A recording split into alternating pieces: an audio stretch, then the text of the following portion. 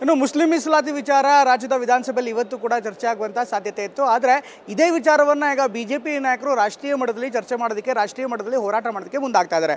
ಪ್ರಮುಖವಾಗಿ ಮುಸ್ಲಿಮರಿಗೆ ಕಾಮಗಾರಿಯಲ್ಲಿ 4% ರಿಸರ್ವೇಷನ್ ಕೊಡುವಂಥದ್ದು ಸಂವಿಧಾನ ವಿರೋಧ ಅನ್ನುವಂಥ ವಿಚಾರವನ್ನು ಬಿಜೆಪಿ ಹೇಳ್ತಾ ಇದೆ. ಅದರಲ್ಲೂ OBCಗಳ ಪಾಲನ್ನು ಈಗ ರಾಜ್ಯ ಕಾಂಗ್ರೆಸ್ ಸರ್ಕಾರ ಕಿತ್ತುಕೊಳ್ತಾ ಇದೆ, ಹಿಂದೂಗಳಿಗೆ ಮೋಸವಾಗ್ತಾ ಇದೆ ಅನ್ನುವಂಥದ್ದು ಬಿಜೆಪಿಯ ವಾದ. ಆದರೆ ಇದಕ್ಕೆ ಕೌಂಟ್ರಾಗಿ ಕಾಂಗ್ರೆಸ್ ನಾಯಕರು ಹೇಳ್ತಾ ಇದ್ದಾರೆ, ಈಗಾಗಲೇ ಅನೇಕ ಬಿಜೆಪಿ ಆಡಳಿತ ರಾಜ್ಯದಲ್ಲೂ ಕೂಡ 4% ಮೀಸಲಾತಿ ಅಥವಾ ಇನ್ನಿತರ ಮೀಸಲಾತಿಗಳನ್ನು ಮುಸ್ಲಿಮರಿಗೆ ನೀಡಲಾಗಿದೆ. ಹೀಗಾಗಿ ಆ ರಾಜ್ಯದಲ್ಲಿ ಯಾಕೆ ನೀವು ಪ್ರಶ್ನೆ ಮಾಡ್ತಾ ಇಲ್ಲ ಅಂತ ಬಿಜೆಪಿ ನಾಯಕರನ್ನ ಪ್ರಶ್ನೆ ಮಾಡಿದೆ. ಒಟ್ಟಲ್ಲಿ ಈ ಒಂದು ಮುಸ್ಲಿಂ ಮೀಸಲಾತಿ ವಿಚಾರ ಈಗ ರಾಜ್ಯ ರಾಜಕೀಯದಲ್ಲಿ ಬಿಸಿ ಚರ್ಚೆಗೆ ಕಾರಣವಾಗ್ತಾ ಇದೆ.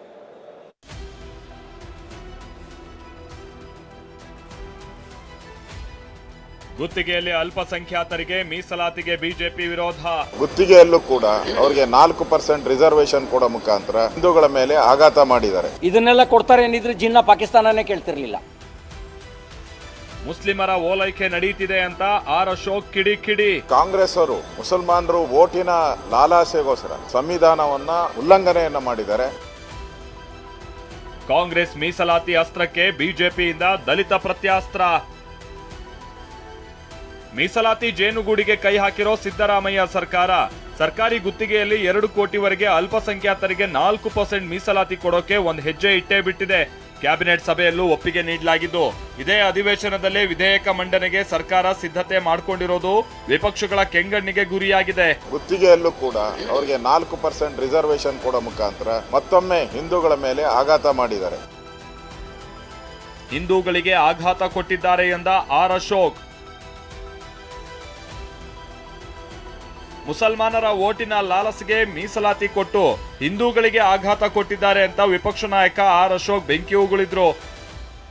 ಕಾಂಟ್ರಾಕ್ಟ್ ಅಲ್ಲೂ ಕೂಡ ಗುತ್ತಿಗೆಯಲ್ಲೂ ಕೂಡ ಅವರಿಗೆ 4% ರಿಸರ್ವೇಶನ್ ಕೊಡೋ ಮುಖಾಂತರ ಮತ್ತೊಮ್ಮೆ ಹಿಂದೂಗಳ ಮೇಲೆ ಆಘಾತ ಮಾಡಿದ್ದಾರೆ. ಅಂದ್ರೆ ಜನರಲ್ ಆಗಿ ಕಾಂಟ್ರಾಕ್ಟ್ ಮಾಡುವಂತವ್ರು ಯಾವುದೇ ರೀತಿಯಾದಂತ ಧರ್ಮಾಧಾರಿತವಾದಂತ ಕಾಂಟ್ರಾಕ್ಟ್ ಇರಲಿಲ್ಲ.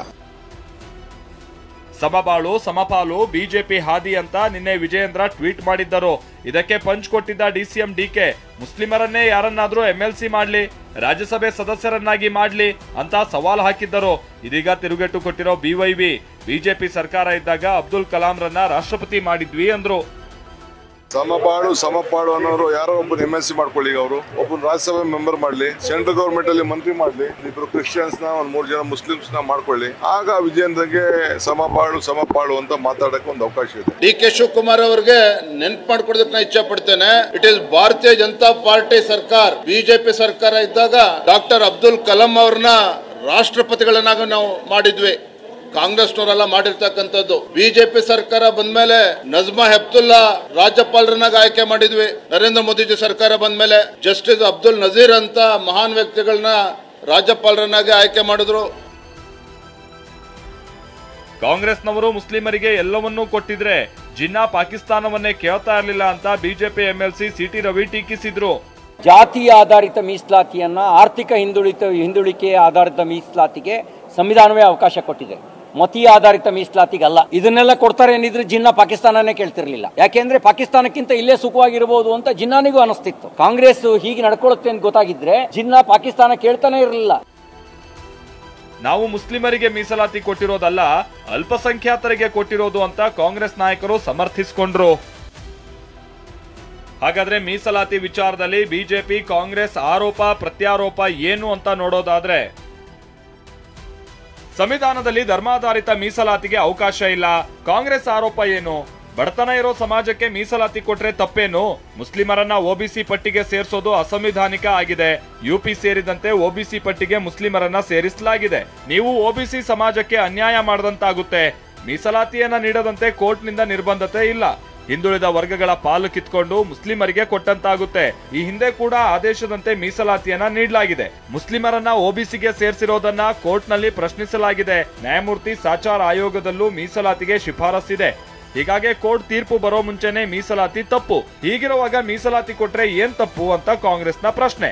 1935ರಲ್ಲೂ ಪ್ರತ್ಯೇಕ ಚುನಾಯಿತಿಗಳನ್ನ ಮುಸ್ಲಿಮರು ಕೇಳಿದ್ರು. ಪ್ರತ್ಯೇಕ ಮೀಸಲಾತಿಗೆ ಅಂದೂ ಕೂಡ ವಿರೋಧ ವ್ಯಕ್ತ ಆಗಿತ್ತು.